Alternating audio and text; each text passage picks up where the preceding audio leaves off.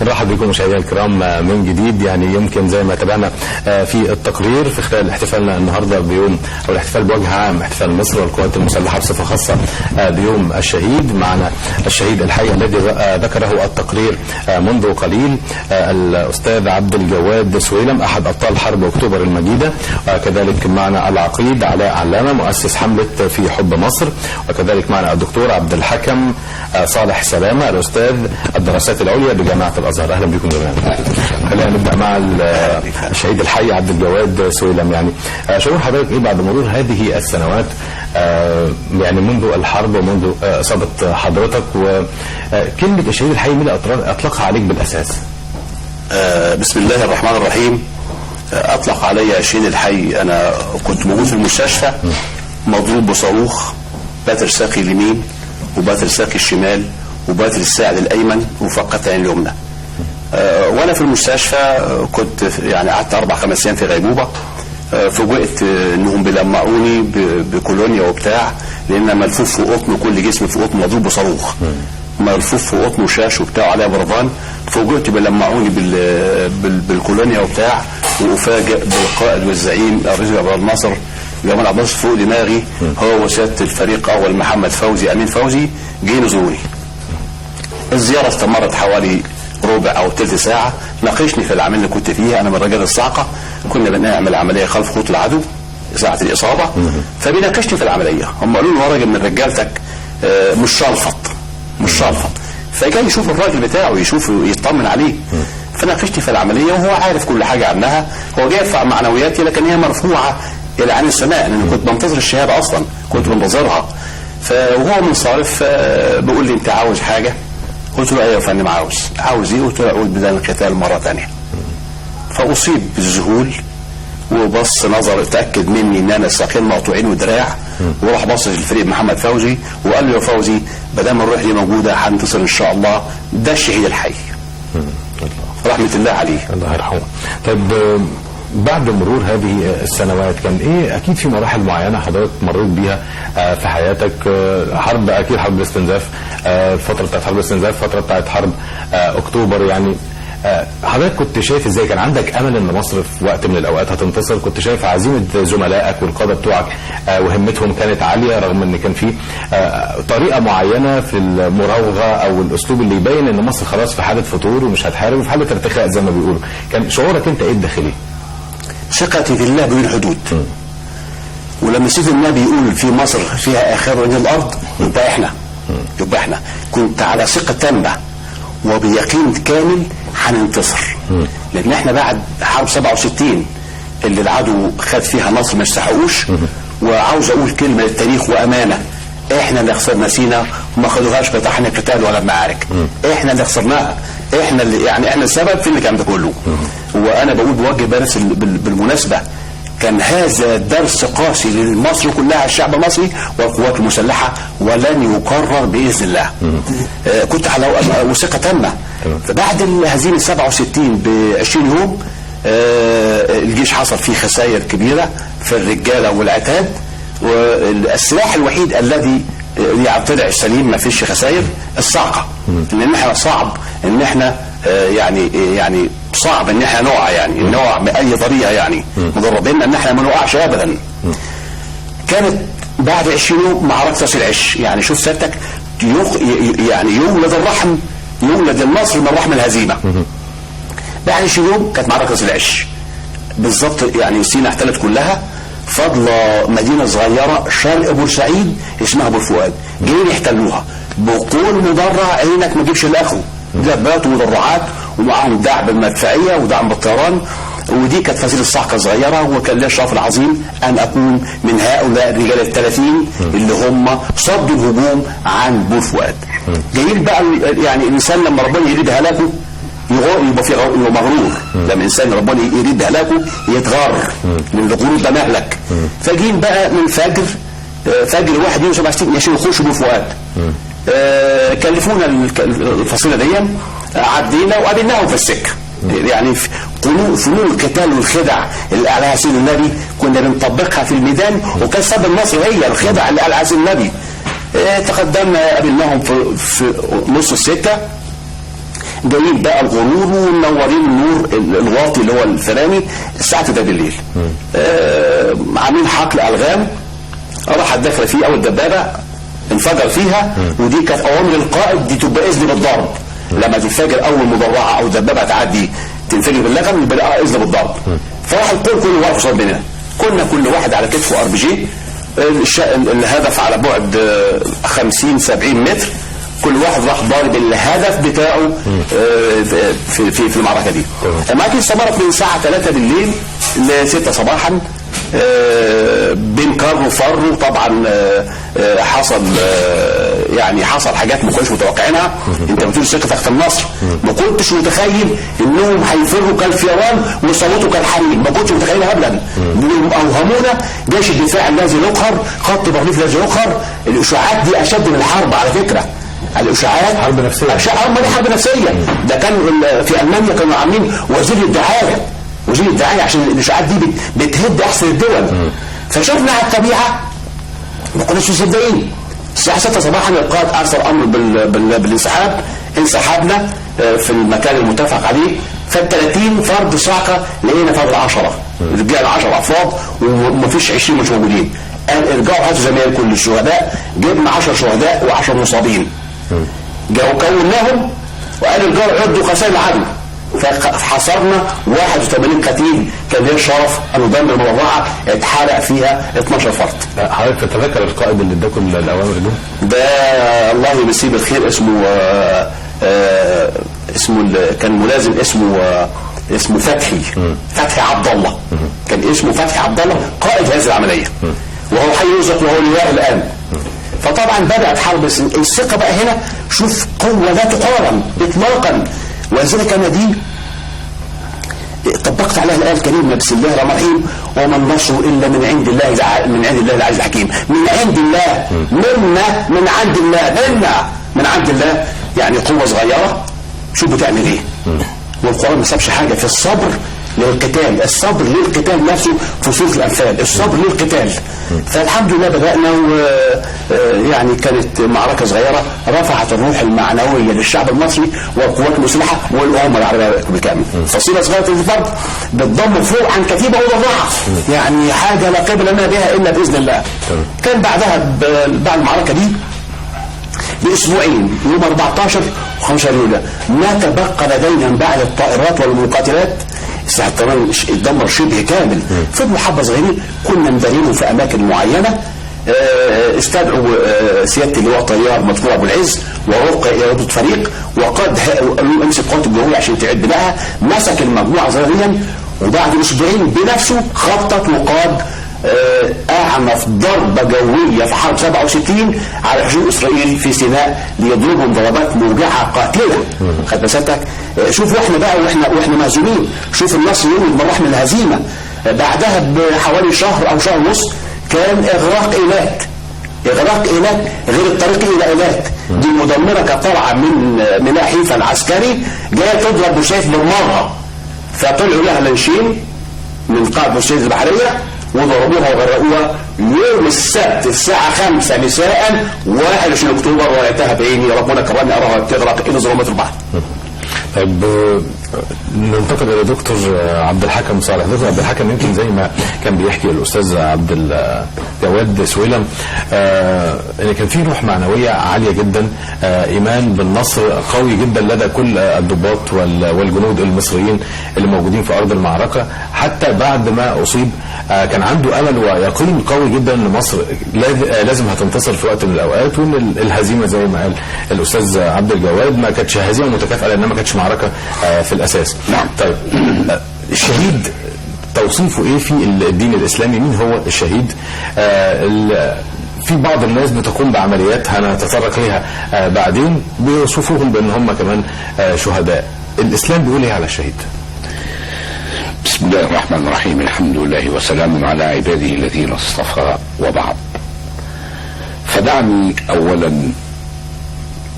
اثمن هذا النموذج المصري الذي ليس بجديد على هذا الوطن ان ينجب امثاله. هؤلاء هم المصريون، هؤلاء هم الذين قهروا أحلك الظروف وحققوا للأمة ولمصر وللإسلام أروع ملاحم الانتصار. تاريخ نحن لا نغالي ولا نبالغ ولا نزدهي ولسنا عنصريين أو عصبيين ولا نمارس شيفونية، إنما نقرر حقيقة مجردة، حقيقة يجسدها التاريخ في طوله وعرضه. طيلة التاريخ الإنساني ومصر هكذا ولادة، أم الرجال، أم الأبطال، أم النماذج التي لا يدانيها أنموذج على مستوى العالم.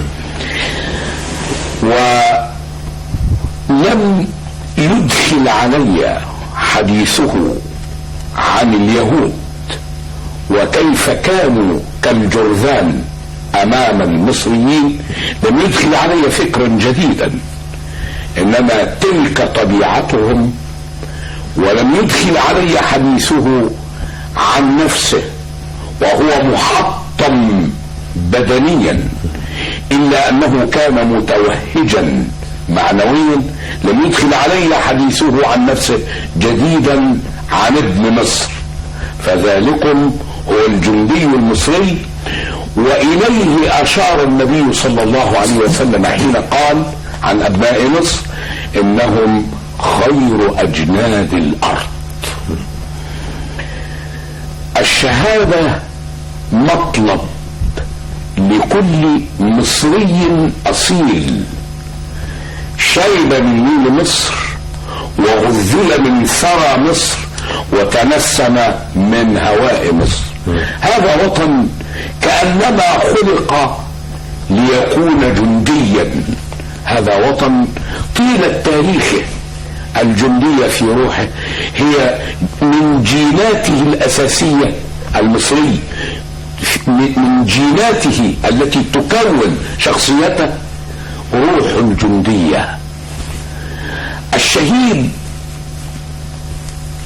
بدءا هو من قتل في سبيل الله في أثناء اشتعال معركة بين طرفين، أو من مات في سبيل الله منتظرا لأي حرب تقوم. يعني نوعين: الشهيد من ضرب في أثناء المعركة فزهقت روحه، هذا هو الشهيد الذي يراد عند إطلاق اللفظ. يعني إذا قلنا كلمة شهيد يبقى هو ده أو ده. لكن النبي عليه الصلاة والسلام جالس مع الصحابة في يوم فسألهم: ما تعدون الشهيد فيكم؟ يعني وده احنا محتاجين رسالة علمية في علم التربية تدرس الجوانب التربوية في سنة المصطفى صلى الله عليه وسلم. من نجاحات المعلم وأدوات تحقيقه لمهمته أن يعمل حاجة اسمها الإثارة بين يدي المحاضرة أو الدرس، يحرك الأذهان وينشط العقول عشان تنصهر وتتفاعل وتحلق معاه في سماء الموضوع. من الإثارة أن يسأل المعلم أبناءه من الطلاب والطالبات سؤالا ينشط به أذهانهم، فعلها رسول الله صلى الله عليه وسلم حين قال لصحابته: ما تعدون الشهيد فيكم؟ يا ترى انتم بتعتبروا مين الشهيد؟ قالوا: الشهيد من قتل في سبيل الله يا رسول الله. فنظر إليهم وقال: إن شهداء أمتي إذن لقليل. يعني لو الشهيد هو اللي قتل في سبيل الله فقط يبقى الشهداء بتوع أمتي دول قليلين. قالوا: فمن الشهيد يا رسول الله؟ قال: من قتل في سبيل الله فهو شهيد، ومن مات في سبيل الله فهو شهيد، والغريق شهيد، والحريق شهيد اللي مات في الحريق، والمهدوم شهيد اللي مات تحت الأنقاض، والميت في الطاعون شهيد، والمبطول شهيد، والمرأة تموت بجمع شهيدة. طيب دكتور عبد الحكم، اسمع دكتور عبد الحكم صالح سلامة حول الشهيد، وما هو التعريف الصحيح في الإسلام للشهيد؟ هذا الذي ذكره سيدنا رسول الله صلى الله عليه وسلم في حديثه الشريف يشير إلى ما يأتي. أولا، هناك من هو شهيد الدنيا والآخرة، هؤلاء هم الذين يقتلون في سبيل الله أو يموتون في سبيل الله، هم في الجيش أو في الشرطة. شهيد دنيا لا يغسل ولا يكفن ولا يصلى عليه، شهيد لأنه ليس في حاجة إلى ذلك، بل نحن البشر في حاجة إلى رائحة دمه يوم القيامة، فاللون لون الدم والريح ريح المسك. الشهيد الثاني البقية الحديث شهداء آخرة فقط، يعني ينالون ثواب الشهادة في الآخرة، لكن كل منهم يغسل ويكفن ويصلى عليه في الدنيا. أنا ننتقل لست العقيد علامة، مؤسس حملة في حب مصر. ست العقيد، قبل ما اقول لك منين جت الفكرة، انت حاسس ان في ناس كتير ما بقتش تحب مصر زي الاول، فانت بدأت تقول لهم يلا نحب مصر؟ بسم الله الرحمن الرحيم. لا يا الناس طبعا يعني الحمد لله مصر هتفضل طول عمرها ولاده وطول عمرها بخير، وفي ناس كتير بيحبوا مصر الا من رحم ربي. انما هي يعني الفكره جت اصلا كانت فكره البطل عبد الجواد، وكان المرحوم احمد الهوان مشهور اعلاميا بجمعه الشوال، وابتدت هي تبقى هم الناس اللي عملوا بطولات من اجل مصر.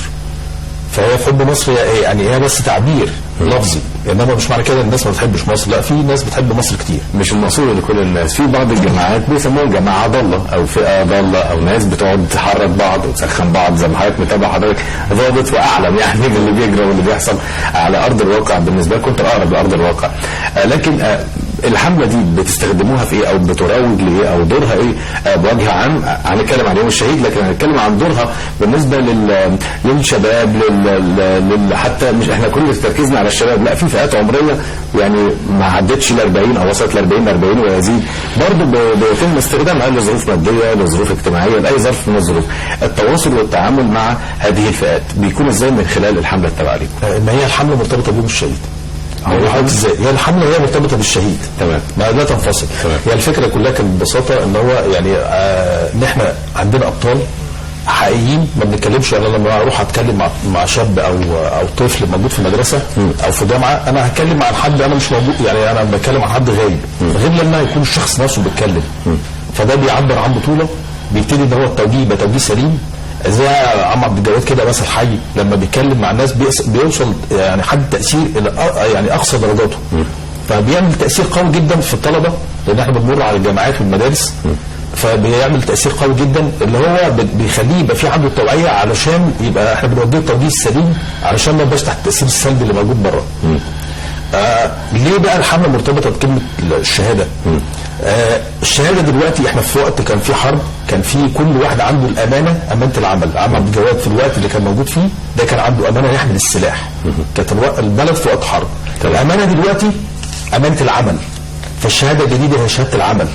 فبنقول له حضرتك خليك تبقى كويس، تحب بلدك، تعمل من اجل بلدك، الشهاده هي في العمل. حتى يعني اقول لحضرتك من الحاجات اللي كان بيقولها المرحوم احمد الهوان، كان يقول مصر يمكن لها ان تمرض قليلا لكن ولن تموت ابدا. فهي مصر عمرها ما تموت طول ما هي فيها الرجال الشرفاء، وطول ما فيها شباب برضه احنا بنوعيهم ونوصلهم لمرحله ان هم يبقوا عندهم الوعي الكافي. تمام. ستة العقيد، يعني الحمله دي انا متوقع انها تستمر في القيام بدورها، ولا هي لمناسبه او لوقت معين فقط؟ لا، حمله مستمره باذن الله. معانا الابطال برضه، معانا يعني الحمله دي انا مش عايز اعدل الاسماء، بس معانا البطل محمد المصري اللي هو دمر 27 دبابه، وده معدل عالمي على مستوى العالم، منهم دبابه العقيد على السفاجوري، وكان معنا البطل الله يرحمه برضه زكريا ابو ضيف، بطل من ابطال الصاعقه، وسمير عبد الجليل، وبعض اسماء كتير. لما السنه دي بنحاول ان احنا لقينا الجامعات كتير ومدارس بيقولوا ان كل ما نكلم حد يقولوا ايه مش وقته او مش عايزين مشاكل، فابتدينا نتوجه لحاجه جديده. رغم الابطال دول رغم ان هم يعني معدل العمر بتاعهم عالي، لكن هم بيعملوا حاجه ثانيه في الخفاء. الناس دي تتبرع بالدم في مستشفيات القوات المسلحه. يعني هيفضل العطاء، هيفضل طول عمره، طول ما هو عايش، طول ما احنا عايشين، احنا ماشيين في ربهم. يعني انا يعني مش عايز اتكلم عن نفسي، انا قاعد قدام بطل يعني لا اسوي فيه شيء، فانا ماشي في رجله، اللي هو بيعمله انا بمشي وراه. فهو الحمد لله هو القائد وانا سيف العقيد درجة الاستجابة أو مدى الاستجابة من الشباب أو الأناس اللي بتجتمعوا معهم أو المواطنين، حضرتك لمست درجة استجابة منهم يعني في إصغاء لما يرويه أو يقص السيد عبد الجواد سويلم، أو حتى ناس من الأبطال اللي كانوا مشاركين في الحروب السابقة، زي خاصة يعني زي ما احنا بنتابع على فكرة اللي بيلعب عليها العدو بوجه عام، مش لازم الصهيوني بالأعداء بقوا كتير واضح يعني، اللي بيلعب عليها اللي هي فكره الجيل الرابع من الحروب، الناس اللي خلاص بقى يجي شباب ينسوا فكره الحرب او ما شاركوش في حرب فيما سبق. يعني بتحاولوا توعوا، لقيتوا منهم استجابه؟ يعني هذه الاجيال الجديده في منها استجابه بتفكر كويس، بتستقبل القصص او الحكايه اللي بيحكيها هؤلاء الابطال؟ بيستقبلهم استقبال قوي جدا. مش عايز اقول لحضرتك ان في ممكن يبقى طفل لسه ما وصلش لمرحله الوعي ان هو يعني ان هو يبكي، يعني هو الطفل ده لسه برضه في مرحله عمريه او سنيه مش يعني اللي عنده حته الوعي مش عاليه، ولكن لما يوصل ان هو لما يسمع قصه بتاعت عم الجواد يبكي، طفل يبكي، ده انت حضرتك انت وصلت لاقصى تاثير ورميت فيه حاجه وطنيه قويه جدا. فاحنا الحمد لله بفضل ربنا وصلنا في السنوات اللي فاتت بالمرحله دي. ودي برضو عشان حضرتك برضو بذكر موضوع الجيل الرابع من الحروب، ان هو برضو الجيل الرابع من الحروب مع احترامي للاعلام، ولكن يعني مش كل الناس الاعلاميين في مستوى الاحترام زي حضرتك كده او التلفزيون المصري. في برضو قنوات ثانيه بتبتدي ان هي تعمل، ما هو من ضمن الجيل الرابع من الحروب كان في محاضره يعني بتدرس، ما زالت تدرس في اسرائيل، ان هو التهريج. التهريج ده من رقم واحد في حروب الجيل الرابع. تهريج بمعنى ايه يا فندم؟ ان احنا نقعد يبقى في سخريه على بعض الاشخاص. زي الناس اللي بتطلع تسخر من اي حد. احنا ما عندناش القصه دي، احنا بنتكلم لا لنا دعوه بالسياسه ولا بنتكلم في اديان، فاحنا بنتكلم في حاجه واحده بس، ما بنشوفش غير احمر ابيض اسود، ما بنشوفش غير علم مصر. فلما بنتكلم عن مصر، هو المقصود بالتهريج يا فندم ان هم يستخدموا شخصيات معينه تسخر من مع ناس مثلا ليهم وزن او قيمه، ولا يبقى ده نمط موجود في وسط كل الشباب ان هم مستخفين باي حد ليه قيمه؟ ما هو نمط عشان هو يوصلوا لمرحله اللي النهارده الرجاله دول طلعوا اقوياء ليه. يعني برضه لما نيجي ننسب الفضل ننسبه للاهل. يعني لما نيجي نسال حضرتك نقول يعني مع احترام لعم الجواد، نقول هل هو يعني افضل ام والده؟ مع احترام ليه والده افضل منه، لانه والده عرف يربي بطل، عرف يطلع حد يحافظ ويحارب عشان خاطر مصر. ده الدور بتاعنا احنا اللي احنا بنوصله، بنقول لهم ان انت مش قوتك النهارده في ان انت تبقى انت راجل يعني ان انت تسخر او ان انت تبقى بتهرج او ان انت تزوغ من عملك. لا، قوتك في ان انت تبقى راجل بتدافع عن بلدك، والا هيطلع من صلبك، ايه اللي هيطلع من وراك؟ هيطلع من وراك اولاد يحافظوا على البلد دي ولا مش هيحافظوا على البلد دي. تمام. طيب عم عبد الجواد او سيد عبد الجواد، البطل عبد الجواد شهيد الحي، يعني انا شايف ان كان في عبارات بالطبع كانت بتستخدم في اثناء الحرب، اكيد في التكبير، ده من الكلمات اللي كانت مرتبطه اعتقد بكل الضباط وكل الجنود اللي موجودين في ارض المعركه. في كلام مثلا لحافظ ايه قرانيه بيقولها اللي بيصوب على طائره او ما الى ذلك، بيقول يعني وما رميت اذ رميت ولكن الله رمى. اصبحت هذه العبارات تستخدم الان من قبل مجموعه يعني ضاله، يمكن نصوب المجموعه الضاله. هذه المجموعه اصبحت تصوب يعني صواريخها وبنادقها تجاه صدور ابنائنا من رجال القوات المسلحه ومن رجال الشرطه المدنيه ايضا. حضرتك لما بتشوف المشهد ده ايه اللي بيجي في بالك؟ يعني والله يا استاذ محمد، يعني لما بشوف لان بتستخدم في موضع غير موضعها خالص. يعني انا بستخدمها بالقتال. كنا احنا في الصعقه لما بنخش نهجم على العدو بالصحه بتاعتنا في الصعقه، الله اكبر. الله اكبر دي بتزلزل الارض وبتخلي قدامنا كأنك ضربته بطلقه. الكلمه نفسها مش السلاح، الله اكبر. فتيجي تستخدم في غير محلها. اسقط طائره مسلم، يسقط طائره مسلمه لكن فيها يقول الله اكبر، يذبح واحد مسلم يقول الله اكبر، يدمر يقول الله اكبر. الله اكبر على ايه؟ الله اكبر عليك يا شيخ، الله اكبر عليك وعلى امثالك اللي عرفتنا قدام العالم. هضيف حته صغيره بالنسبه للتهكم على القاده والرموز، حته صغيره بس. لو اجى العقيد مهندس زكي باقي يوسف جرجس المسيحي الذي اخترع تدمير خط بارليف بالمياه، لو اعلن في مؤتمر صحفي وقال هندمر خط بين في الميه، كان ياخد كميه دي من السخريه كتير. في حد هيهد خط الدفاع الاقوى في التاريخ، خط بارليف الذي لا يقهر. هو كان كده، هو فعلا قالوا هو فعلا كان خط لا يقهر. بس مع مين؟ مع المصريين اللي ربنا اللي سيدنا النبي قال فيهم خير ولاد الله، مش معنا احنا، ما يقهرش معنا احنا، احنا اللي قهرنا. لو جاء المهندس زكي باقي حسن يوسف جرجس العقيد مهندس في الجيش وقال احنا هندمر هنقطع خط بارليف بالميه، احنا قطعنا اكثر من 60 فتحه فيه او 70 فتحه فيه، لو قال كده كان خد كميه من السخريه. ما كانش هياخد كميه السخريه لا نهايه لها. عشان النهارده بيتهكموا على القوات المسلحه في الاختراع الجديد بتاع الاجهزه التي تداوي بتاع الكيس والفيروس. وللاسف الشديد انا ما بعتبرش المصريين، لا مش مصريين، كل واحد بيتهكم على بلده وعلى القوات المسلحه. انا ما بعتبروش مصري، خساره تكون مصري، خساره ان انا كانت مصري. يعني كنت قاعد حزين والبياتشو او المهرج اللي بيقول انا طبيب اسمه باسم يوسف حلقه كامله يتهكم على القوات المسلحه. انت مش مصري، انا اتهم بالوكاله العظمى، انت مش مصري. لو مصري ما تتهمش قواتك المسلحه العظيمه وتتهكم عليها حلقه كامله يتهكم عليها. انت مين اللي بجنبك عشان انت تضربنا في ظهرنا وتقول الاختراع ده ويطلع الثاني المستشار سياده الرئيس اللي اسمه ايه عصام حجي يقول عليها فضيحه علميه. انت مين انت ليش هتقول دي فضيحه علميه؟ مين اللي وصلك لكده؟ وانا بقول سياده الرئيس ده ما يستناش معاك ابدا، ده جاسوس، ده خائن. والتاني اللي اسمه باسم يوسف ده الناس دي بتتكلم ازاي؟ الناس دي بتضرنا معنويا اكثر من القتال. فيعني دول مش مصريين.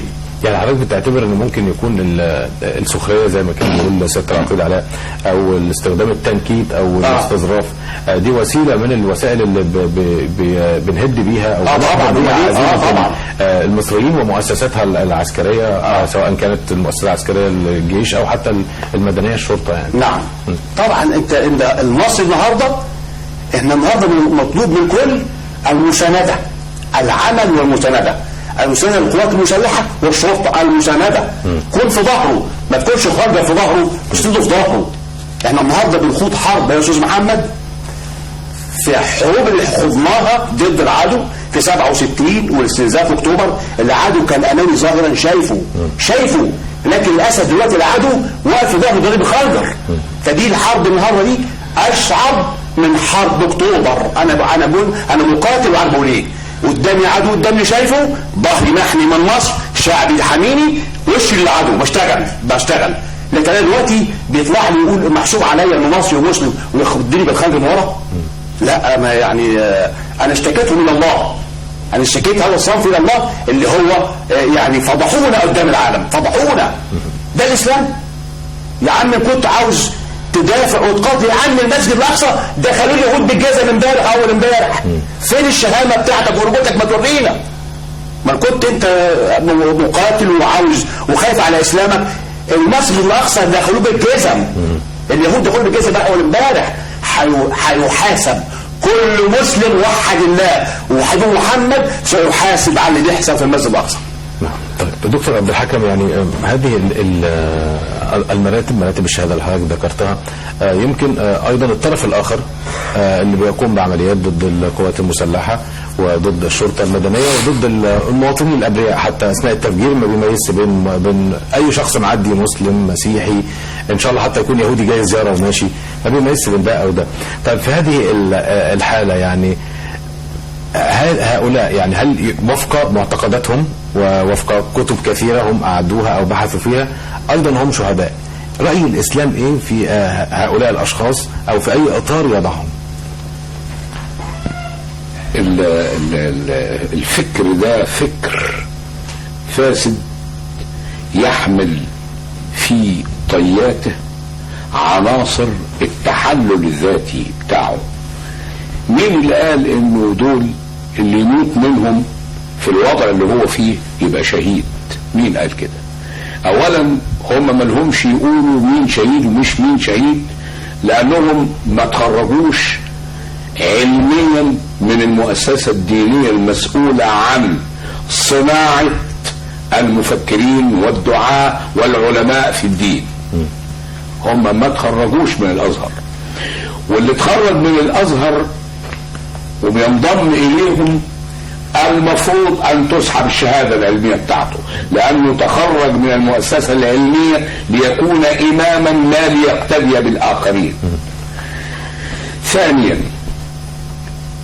تعقيبا على ما قاله بطل مصر المكافح الاستاذ عبد الجواد سويلم، العمل اللي بيعملوه ضد الجيش والشرطة ده خيانة عظمى، خيانة عظمى. الخيانة العظمى عالميا معروف ان اللي بيمارسها بيضرب بالرصاص. دول ما يحكم، اللي يمسك بيخون الوطن خيانة عظمى بهذه الصورة ينهى، يقتل فورا، يعدم فورا. ده من الناحية القانونية او من الناحية العسكرية زي ما متعارف عالميا. مش هتبقى مصر بدعة بين الدول لما اللي يخون خيانة عظمى تقتله تعدمه. ده من الناحية القانونية. من الناحية الشرعية مفيش له غير اللي بيعملوه ده، ما لهمش غير الوصف اللي ينطبق عليهم في حلاوة اللسان ومعسولية الحديث وسوء الطوية وسوء الداخل. مفيش غير قول الله تعالى: ومن الناس من يعجبك قوله في الحياة الدنيا ويشهد الله على ما في قلبه يبرم الأيمان المغلظة التي يريد بها أن يدعم كلامه وهو ألد الخصام واصل إلى منتهى العداوة. وإذا تولى، إذا ادت ظهره، سعى في الأرض ليفسد فيها، أوصفهم: ويهلك الحرث والنسل والله لا يحب الفساد. وإذا قيل له اتق الله هذا ليس عملا يرضي الله أخذته العزة بالإثم فحسبه جهنم ولبئس المهاد. طيب ده وصفهم. طب عقابهم ايه او نتصرف معاهم ازاي؟ تأتينا سورة المائدة: انما جزاء الذين يحاربون الله ورسوله. يقول لك احنا ما بنحاربش، انت بتحارب الله ورسوله رسميا، اما توقف عجلة الانتاج، اما تنشر الخراب والفوضى، اما تعمل ارهاب وارعاب، اما تقطع الطرق، اما تنشب حرائق في الممتلكات والمنجزات، اما كل الكلام ده تبقى انت تحارب الله ورسوله. ويسعون في الارض فسادا، فهل هو اللي بيعملوه ده شيء غير السعي في الارض فسادا؟ جزاؤهم ايه؟ وفيه انما في الآية انما جزاء، انما يعني ليس جزاؤهم الا ذلك فقط: ان يقتلوا اعدام او يصلبوا او تقطع ايديهم وارجلهم من خلاف او ينفوا من الارض، ذلك لهم خزي في الدنيا ولهم في الاخرة عذاب عظيم. هم ينادون بتطبيق الاسلام وانا اقول لهم: نعم، اريد ان اطبق الاسلام فيكم. هذا حد الإسلام في الحرابة، هذا كلام الله في المحاربين، هذا كلام الله في الخارجين، هذا كلام الله في المفسدين. لماذا لا يطبق؟ لا بد من تشديد القبضة على كل من يريد أن يفسد الحياة في مصر. أما أولئك الذين يسخرون من اختراع القوات المسلحة ومن ابتكار القوات المسلحة فهؤلاء قوم لا يفقهون. أي عمل علمي جديد مبتكر بيبقى موضع دهشة عند العامة الذين لا يتمتعون بعقول متألقة. العبقرية قريبة من الجنون في رأي الناس اللي يدعمها. الناس اللي اخترعوا الحاجات دي والأجهزة دي أما نسيب واحد يوصف الجهاز بأنه معرة علمية أو واحد يتهكم أو واحد يسخر، هذا تطاول منهم على حصن العروبة والإسلام الحصين الجيش المصري.